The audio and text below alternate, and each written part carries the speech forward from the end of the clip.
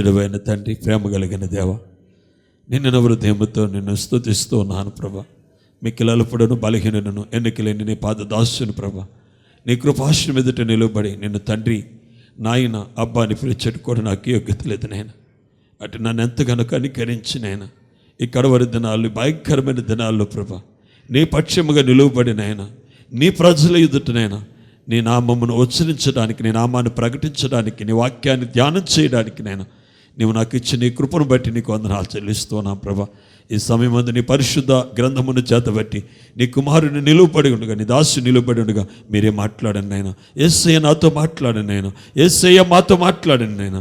మీరు మాట్లాడుతుండగా వినగలిగే చెవులు, గ్రహించే మనస్సును మరి నాయన మాకు మీరు దయచేయండి నేను. చిన్నపిల్లలు యవనస్తులను దీవించండి, రోగులను స్వస్థపరచండి, బలహీనలు బలపరచండి నేను. శోధనల వారికి విడుదల మీరు కలుగుచండి, సమాధానం వారికి సమాధానం, శాంతి లేని వారికి శాంతి, నెమ్మది లేని వారికి నెమ్మదిని మీరు దయచేయండి నేను.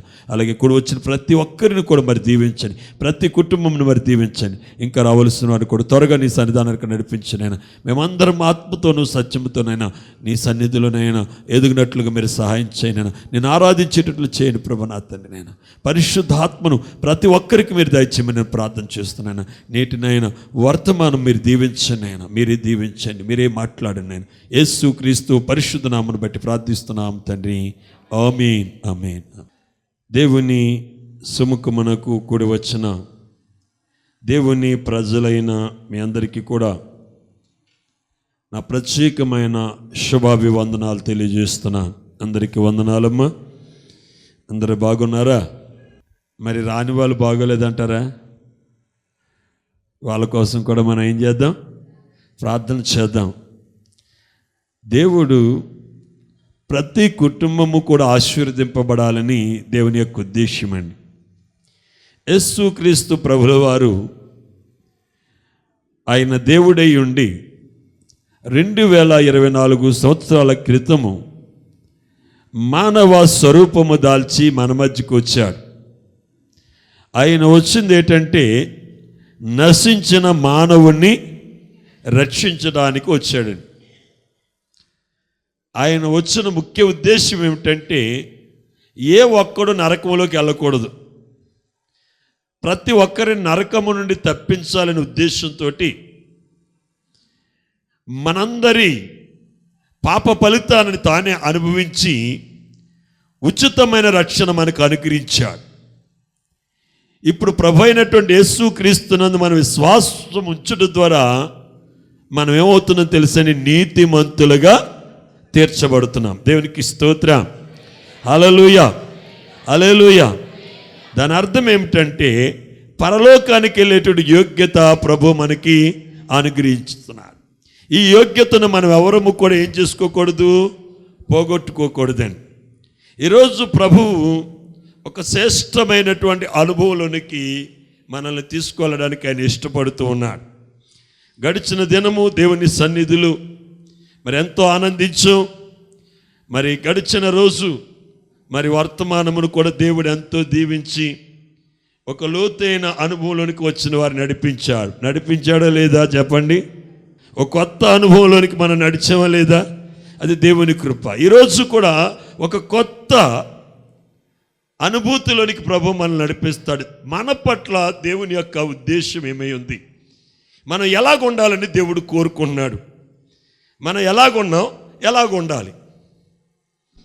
మనం ఆశీర్వదింపబడకపోవడానికి గల కారణం ఏంటంటే మనం ఉండవలసిన రీతిలో దేవుని సన్నిధిలో మనము ఉండటం లేదు. కాబట్టి ఆశీర్వాదాలు మన జీవితంలో ఏమైపోతున్నాయండి, నిలిచిపోతున్నాయి. నిన్నటి దినాన్ని చెప్పాను, నీ పాత్ర ఏమవ్వాలి, నీ పాత్ర ఏమవ్వాలి, నింపబడాలి. నీ పాత్ర ఉంది చూసావా, ఈ పాత్ర నింపబడాలి.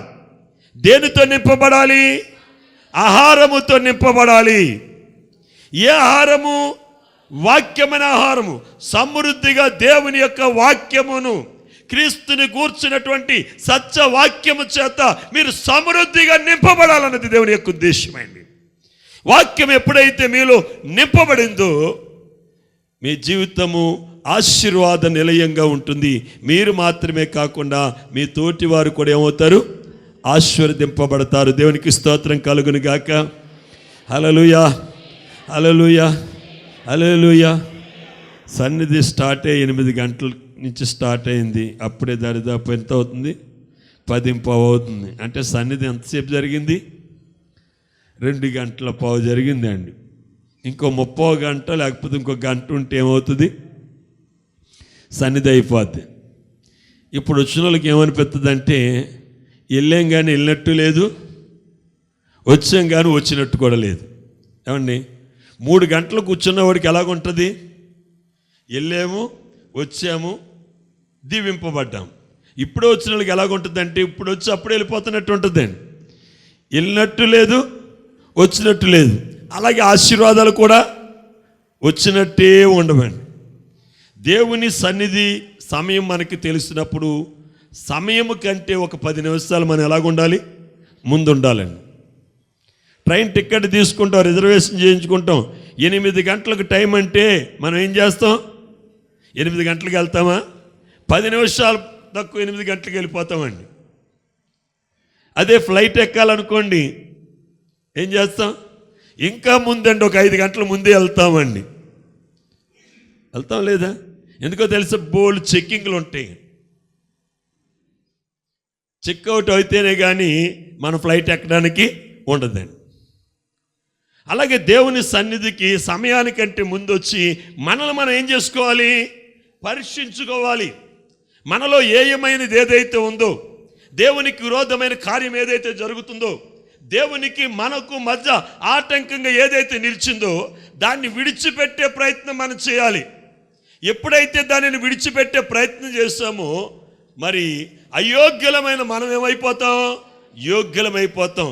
అర్హత లేని మనకు అర్హత వస్తుంది. కనుక ప్రియమైనటువంటి వారు, సన్నిధి విషయంలో దేనికి మీరు ఆలస్యంగా వెళ్ళినా పర్వాలేదు, కానీ దేవుని సన్నిధికి ఏం చేయాలి? ముందుగానే ఉండాలి. పరిగెత్తే పాదాలు మనం కలిగి ఉండాలండి. దేవునికి స్తోత్రం, హల్లెలూయా. ఈరోజు లేఖన భాగాన్ని మనం చదువుకుందాం. పరిశుద్ధ గ్రంథము నుండి యోహాను సువార్త, పరిశుద్ధ గ్రంథము నుండి యోహాను సువార్త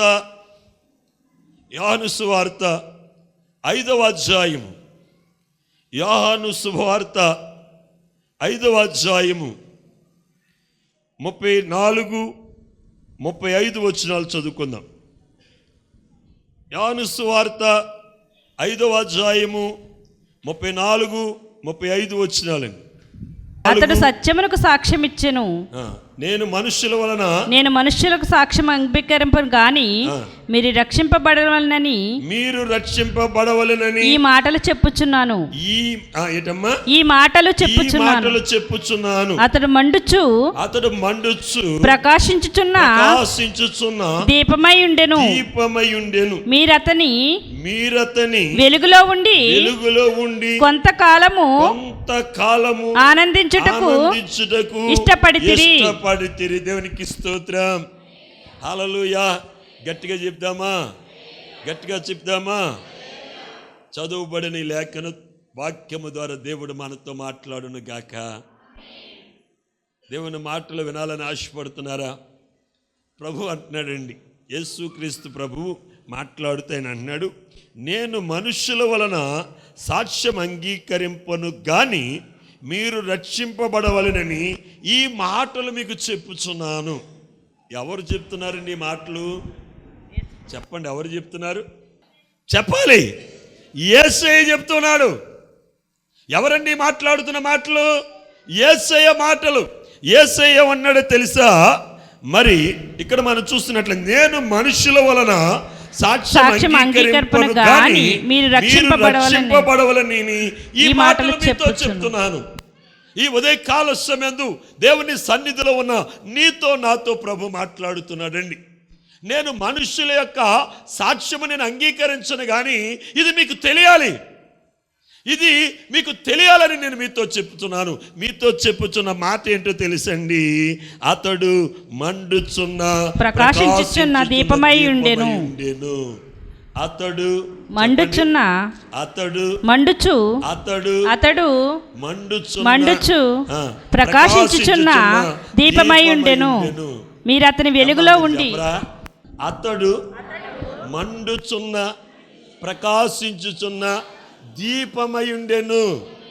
అతడు మండుచున్న ప్రకాశించుచున్న దీపమయుండెను. దేవునికి స్తోత్రం. ఎవరతడండి? ఎవరతడు? ఎవరిని గూర్చి ప్రభు చెప్తున్నాడు తెలుసండి? ఎవరిని గూర్చి ప్రభు మాట్లాడుతున్నాడు తెలుసండి? ప్రవక్త, బాప్తిసమిచ్చు యోహానును గూర్చి ప్రభు మాట్లాడుతున్నాడండి. ఈ బాప్తిసమిచ్చు యోహాను ఎలాగున్నాడు తెలుసండి? మండుచున్న ప్రకాశించుచున్న దీపమయుండెను. దేవునికి స్తోత్రం. హల్లెలూయా, హల్లెలూయా. మీరటండి కొంతకాలము ఆ వెలుగులో ఉండడానికి మీరు ఇష్టపడ్డారు అంతే. అతడు ఎలాగున్నాడు? మండుచున్న ప్రకాశించుచున్న దీపమై ఉన్నాడండి. గమనిస్తున్నారు ప్రియమైనటువంటి వాళ్ళ? ఈ యోహాను గూర్చి ప్రభు మాట్లాడుతూ మరి అతను గూర్చి చెప్తున్నాడండి. దేవుడు అతని గూర్చి సాక్ష్యం చెప్తున్నాడండి. ఇతను ఎలాగున్నాడు? పైకి ఎలా కనపడుతున్నాడండి యోహాను? ఒంటి రోమములు కలిగినటువంటి వాడే. ప్రజల మధ్యలో ఉండలేదండి ఈయన. ఎక్కడ ఉంటున్నాడు? అరణ్యంలో ఉంటున్నాడండి. ఎక్కడ? అరణ్యములో ఉంటున్నాడు. అరణ్యములో ఉంటూ ఆ మిడతలను తింటూ ఏం తింటున్నాడండి? మిడతలను తింటున్నాడు. మిడతలను తింటూ అడవి తేనెని త్రాగుతూ అతడు బోధిస్తున్నాడు. ప్రజలు అతని దగ్గరికి వెళ్ళి ఏం చేస్తున్నారు? బాప్తీసము పొందుతున్నారండి. అతను గూర్చి ప్రజలు అడిగారట, నీవెవరవయ్యా అని అడిగారట. అడిగారు, నీవెవరు? మేము ఎదురు చూస్తున్నటువంటి ప్రభువా నువ్వు?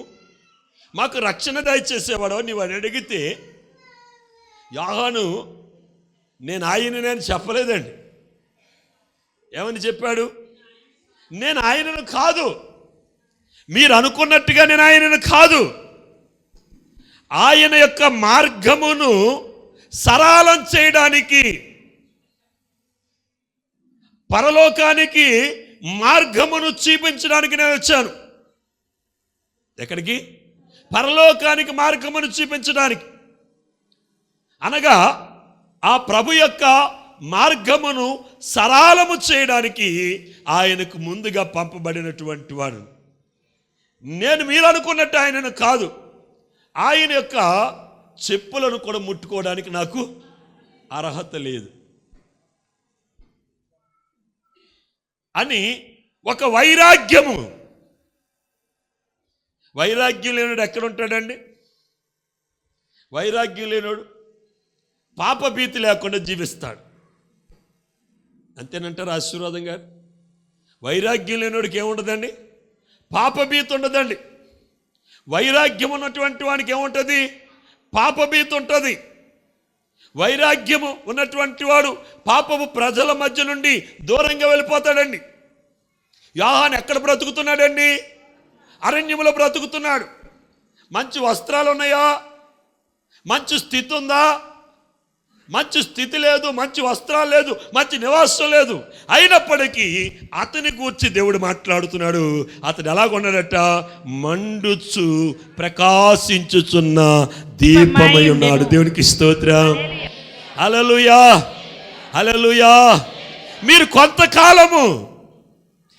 కొంతకాలము ఆ వెలుగులోనికి వచ్చి ఉండడానికి ఇష్టపడ్డారు. కానీ దేవుని యొక్క ఉద్దేశం ఏంటో తెలుసండి? మనం కూడా ఆ రీతిగా ఉండాలన్నది.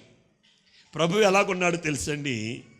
నేను దహించు అగ్నిని అంటున్నాడు. చూడండి బైబిల్ గ్రంథములు ఎబ్రీ రాసిన పత్రిక 12వ అధ్యాయము 29వ వాక్యం అండి. నా దేవుడు ఎలాగున్నాడండి? ఏమండి? 12వ అధ్యాయం 29వ వచనం. యాలయనగా ఎక్కడండి? ఎబ్రీలు రాసిన పత్రిక యాలయనగా మన దేవుడు దహించు అగ్ని అయి ఉన్నాడు. దేవునికి స్తోత్రం. హల్లెలూయా. యాలయనగా మన దేవుడు ఎలాగున్నాడండి? దహించు అగ్ని, దహించు అగ్ని అయినా. మనం ఎలాగుండాలి? మన మనుషులు ఎలాగున్నా సరే మనలో అగ్ని, మనలో అగ్ని, అగ్ని మండుతూ మండుతూ ఉండాలి. ఏ అగ్ని మండాలి అనే దాని గురించి మనం చూద్దాం. అయితే మన దేవుడు ఎలాగున్నాడు? దహించు అగ్నిలాగున్నాడు.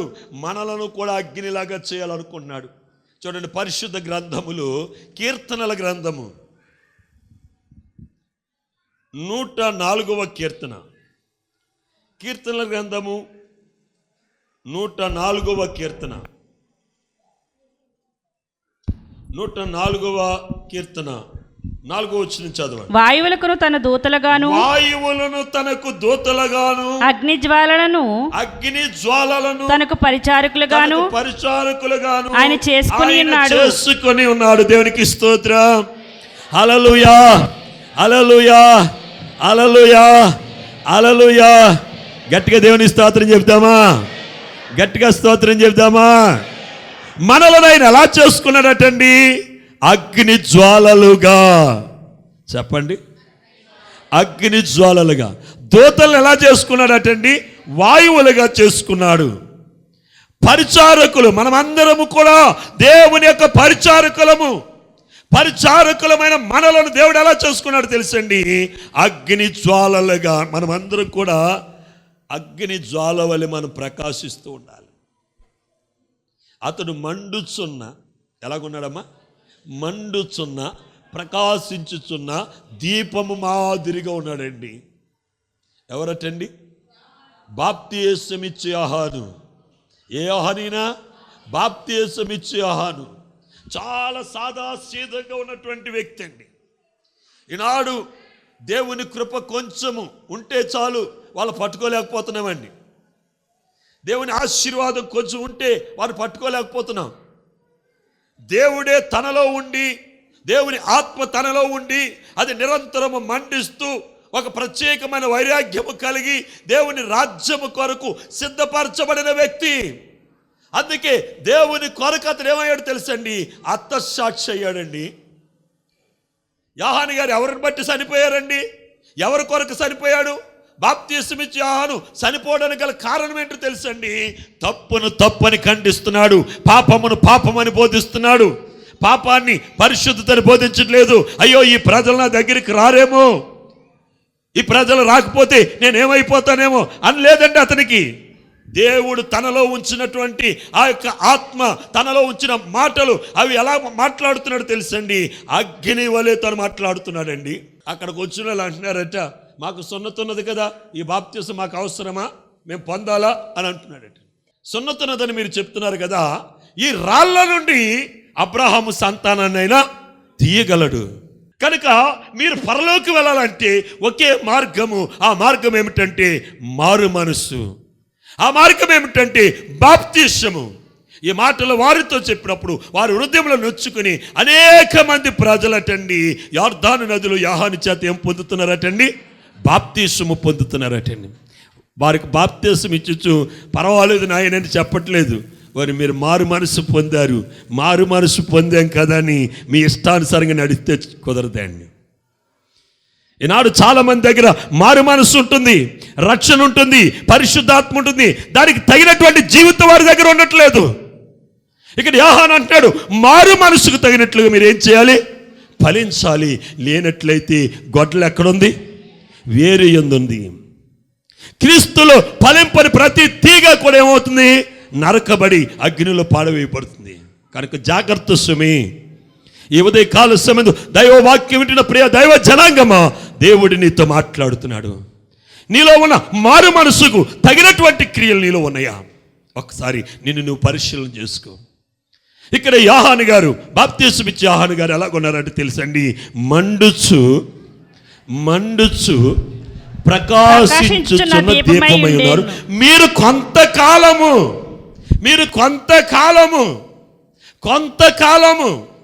ఈనాడు దైవ జనాంగం కొంతకాలము క్రీస్తులో ఉన్నారు, కొంతకాలము రక్షణలో ఉంటున్నారు, కొంతకాలము పరిశుద్ధాత్మలో ఉన్నారు. కాదమ్మా, నీ జీవిత పర్యంతము కూడా నువ్వు కొనసాగాలి. పూర్వము దేవుడు ప్రత్యక్ష గుడారములో నివసించేవాడండి. ఎక్కడ నివసించేవాడు? ప్రత్యక్ష గుడారములో నివసించేవాడు. ఇప్పుడు దేవుడు ఎక్కడ నివసిస్తున్నాడు చెప్పండి? ఇప్పుడు ఎక్కడ నివసిస్తున్నాడు? గట్టిగా చెప్పండి. మీ హృదయంలో ఉన్నాడా? చెప్పండి. మనలో నివసిస్తున్నాడు అన్నాడు. మీలో ఉన్నాడా? మీలో ఉన్నాడా చెప్పండి. ఆయన మీలో ఉంటే అబద్ధం ఆడరు. ఆయన మీలో ఉంటే సన్నిధి విడిచిపెట్టరు. ఆయన మీలో ఉంటే మోసం చేయరు. ఆయన మీలో ఉంటే మీరు దేవుని మీద ఆధారపడతారు. ఇప్పుడు చెప్పండి. ఇప్పుడు చెప్పండి. కానీ ఆయన ఎక్కడున్నాడు? ఎక్కడున్నాడు? ఆయన నామమందు భయభక్తులు కలిగిన ప్రతి వారిలో కూడా దేవుడు నివసిస్తున్నాడు. ఎవరు ఆయన నామమందు భయభక్తులు కలిగి ఉంటారో అట్టి ప్రతి వారిలో ప్రభు ఉన్నాడండి. నీలో భయభక్తులు లేకపోతే ప్రభు నీలో ఎంత మాత్రము నివసించకండి. పూర్వము ఆయన ప్రత్యక్ష గుడారంలో నివసించేవాడండి. ఈ ప్రత్యక్ష గుడారం ఎలాగుండేది తెలుసండి? 3 భాగాలుగా ఉండేదండి. ప్రత్యక్ష గుడారం ఏంటండి? 3 భాగాలు. ఒక భాగము ఆవరణము, రెండవ భాగము పరిశుద్ధ స్థలము, మూడవ భాగము అతి పరిశుద్ధ స్థలం. ఆవరణములో నుండి పరిశుద్ధ స్థలములోనికి, పరిశుద్ధ స్థలములో నుండి అతి పరిశుద్ధ స్థలంలోకి. అతి పరిశుద్ధ స్థలములోనికి ప్రధాన యాజకుడు మాత్రమే వెళ్ళి ధూపం వేసి దీపమును ముట్టించి దానబలు అర్పించాలండి. కుక్క ఎక్కడికి వెళ్తుంది తెలుసండి? చెప్పండి. కుక్క ఎక్కడికి వెళ్తుంది? కుక్కలున్న చోటుకి వెళ్తుందండి. కుక్కలున్న చోటుకి వెళ్తుందా? ఏమండి? దేవునికి స్తోత్రం, హల్లెలూయా. దేవుని వాక్యములో కూడా అవిశ్వాసులైన ప్రజలను, అవిధేయులైన ప్రజలను, ఏమండి వింటున్నారా? అవిశ్వాసులైన ప్రజలను, అవిధేయులైన ప్రజలను దేంతో పోల్చాడండి? కుక్కతోటే పోల్చాడు. కుక్క అంటే ఏం చేస్తుందట? ఏం చేస్తుంది చెప్పండి? పీకి దాకా తినేస్తుందటండి. పాలావు తినేస్తుంది, మాంస ముక్కలు తినేస్తుంది, రైస్ తినేస్తుంది, స్వీట్లు తినేస్తుంది, అవి తినేస్తుంది. బాగా దొరకదేమో అని కరువాసిపోయినట్టు తినేస్తుందండి. అది అయ్యో బాగా తిన్నది కదా, బాగా బలిసింది కదా అనుకుంటామండి. 2 ఈదులు తిరిగి వచ్చి మళ్ళీ ఏం చేస్తుంది తెలుసండి? ఎక్కడ తిన్నదో అక్కడికి వచ్చి ఏం చేస్తుంది చెప్పండి అమ్మా? కక్కేస్తుందండి. అంతా బయటకు వచ్చేసింది కదా, మరలా ఆకలేస్తుందండి. మళ్ళా 2 ఈదులు తిరిగి వచ్చేసి మళ్ళీ ఏం చేస్తుంది? కక్కింది, కక్కేసింది, బాగానే ఉంది. కక్కింది మళ్ళీ ఏం చేస్తుంది? ఈనాడు మానవుడి పరిస్థితి కూడా ఎలాగుందంటే పాపాలు విడిచిపెట్టేస్తున్నాడు, బాగానే ఉంది. చేసే తాగుని విడిచిపెట్టేస్తున్నాడు, అబద్ధాలు ఆడు విడిచిపెట్టేస్తున్నాడు, వ్యభిచారాన్ని విడిచిపెట్టేస్తున్నాడు, మోసాన్ని విడిచిపెట్టేస్తున్నాడు. మళ్ళీ తిరిగి ఏం చేస్తున్నాడు? కొన్ని దినాలు అయిపోయిన తర్వాత మరలా అదే చేస్తున్నాడండి. ఇప్పుడు మానవుడు దేంతో సమానంగా ఉన్నాడు చెప్పాలి? గట్టిగా చెప్పండి. ఏమండి? విడిచిపెట్టిన పాపాన్ని మరలా చేసే ప్రతివాడు ఎవరిని పోలి ఉన్నాడు? మీరు చెప్పాలి, నేను చెప్పను. ఇప్పుడు విడిచిపెట్టిన ప్రతి పాపాన్ని మరలా చేసే మనిషి ఎవరిని పోలి ఉన్నాడు? గట్టిగా చెప్పాలి. వెనకాల ఉన్నవారు చెప్పాలి గట్టిగా. మీలో ఎవరైనా ఏ పాపమన్నా మీరు విడిచిపెట్టారు మరలా మీరు చేస్తున్నారంటే మీరు కూడా ఎవరిని పోలి ఉన్నారు? నేను కూడా ఎవరిని పోలి ఉన్నాను? ఏమండి? నేను విడిచిపెట్టిన పాపాన్ని మరలా చేస్తే నేను ఎవరిని పోలి ఉంటాను? ఇదన్నా చెప్పండి. పోని మీ గురించి చెప్పట్లేదు, మేము కుక్కలమే అంటున్నారు. నేను ఎవరిని పోలి ఉన్నాను? కుక్క అండి. మీరు మీకు పోల్చుకోకపోతే వాక్యాన్ని నాకే పోల్చుకోవాలండి. అర్థమైందా? వాక్యం మీకెంతో నాకంతే. మీరు అనుకోవచ్చు అక్కడ నిలబడి వాక్యం చెప్తున్నారు కదా, ఆయన చాలా సేఫ్ సైడ్లో ఉన్నాడు అనుకోవచ్చు. నేనేం సేఫ్ సైడ్లో లేనండి. తీర్పు మీకెంతో నాకంతే. మీకంటే 2 అంతల తీర్పు నాకు ఉంటుంది. ఒకటేంటి? నన్ను గూర్చి నేను తీర్పు చెప్పాలి, తీర్పులో నిలబడాలి. మిమ్మల్ని గూర్చి కూడా నేను తీర్పులో చెప్పవలసింది మీకు చెప్పకపోయినా, బోధించవలసింది నేను మీకు బోధించకపోయినా, క్రమమైన మార్గములో పెట్టవలసిన మిమ్మల్ని క్రమమైన మార్గములో పెట్టకపోయినా సరే దానికి నేను సంజాయిషి చెప్పుకోవాలి దేవునికి. అర్థమవుతుందా? కనుక మనం జాగ్రత్తగా ఉందాం. కుక్క మన సబ్జెక్ట్ అంతా ఎక్కడికి తీసుకెళ్ళిపోయింది. దేవునికి స్తోత్రం. ఏటిని రానివ్వకండి లోపలికి, సబ్జెక్ట్ ఎక్కడికి వెళ్ళిపోద్ది. అయితే అస్సలు సబ్జెక్టులోకి మనం వద్దాం. అదేంటి? బాప్తీసం ఇచ్చి యోహాను ఎలాగున్నాడు? మండుచున్న ప్రకాశించుచున్న దీపమై ఉన్నాడు. మన పితరుల కాలములో దేవుడు ప్రత్యక్ష గుడారములో నివసించేవాడు. చెప్పండి అందరూ. దేవుడు ఎక్కడ నివసించేవాడండి? గట్టిగా చెప్పాలి. ప్రత్యక్ష గుడారము. చెప్పరండి, మీరు అరుచుకోండి, మేము ఎలాగే ఉంటాము. ఎక్కడ ఉండేవాడండి? ప్రత్యక్ష గుడారము. ఈ ప్రత్యక్ష గుడారము 3 భాగాలుగా ఉండేది. ఒకటి ఆవరణము, రెండవది పరిశుద్ధ స్థలము, మూడవది అతి పరిశుద్ధ స్థలము. ఆవరణములో ఏముండేదట తెలుసండి? ఆవరణములో ధూపం ఉండేదట, బలిపీఠము. ఏముండేది? బలిపీఠము. పరిశుద్ధుడా, పరిశుద్ధుడా, పరిశుద్ధుడా, మాలో ఏ యోగ్యత ఉన్నదయ్యా? అట్టి మాతో ఎంతో తేటగా నువ్వు మాట్లాడావేసయ్యా. మాట్లాడింది మనుష్యుడు కాదేసయ్యా. నీ స్వరాన్ని మాకు వినిపించావు, నీ స్వరమును మాకు వినిపించావయ్యా. మేము ఆరిపోయే దీపం వలె ఉన్నామేమో, ఆరిపోయే దీపం వలె ఉన్నామేమో. మమ్మల్ని మీరు వెలిగించండి నాయన, మమ్మల్ని మీరు వెలిగించండి. ప్రార్థనలు వెలిగించండి, విశ్వాసములు వెలిగించండి, పరిశుద్ధతలు వెలిగించండి. పరిశుద్ధాత్మలు మమ్మల్ని వెలిగించి పర సంబంధమైన భూ సంబంధమైన ప్రతి ఆశీర్వాదం మాకు దయచేయనైనా. విత్తబడిన వాక్యమునైనా, ప్రకటింపబడిన వాక్యము ప్రభువా, మేము విన్న వాక్యము మాలో నూరంతలుగా మీరు ఫలింపు చేయనైనా, మాలో నూరంతలుగా ఫలింపు చేసి నేను నూరంతలుగా మేము ఆశీర్వదింపబడినట్లు మీరు చేయండి ప్రభునైనా. ఈ ప్రజలను దీవించండి, ఈ ప్రజలను కాపాడండి, ఈ ప్రజలను సంరక్షించండి, ఈ ప్రజల్ని ఆత్మతో నింపండి నాయన. నీ ఆత్మతో నింపమని మా కొరకు ప్రాణం పెట్టిన యేసు శ్రేష్టమైన నామములో ప్రార్థించి స్తుతించి బ్రతిమాలి వేడుకున్నాము తండ్రి. ఆమేన్, ఆమేన్. అందరికీ వందనాలమ్మా. ప్రభు మిమ్మల్ని దీవించును గాక. ఆమేన్.